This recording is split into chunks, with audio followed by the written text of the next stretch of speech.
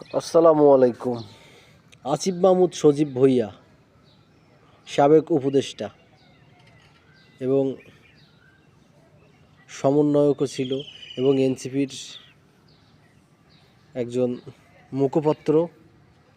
তার বিরুদ্ধে বাংলাদেশের বিভিন্ন বাঙ্গু মিডিয়াগুলা এবং হলুদ সাংবাদিকগুলা বিভিন্ন সময় বিভিন্ন মিথ্যা নিউজ প্রচার করছে, বলছে যে এই তো দুর্নীতির দায়ে দেশ ছাড়ল, $10 বিলিয়ন দুর্নীতির অভিযোগ তার গায়ে আসতেছে, নানা রকম।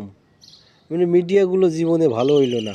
কিন্তু উনি তো গতকালকে ওনার ব্যাংক অ্যাকাউন্টে কত টাকা আছে, ওনার ওয়াইফের ব্যাংক অ্যাকাউন্টে কত টাকা আছে, ওনার যারা রিলেটিভ আছে তাদের ব্যাংক অ্যাকাউন্ট সব দিয়ে দিছে।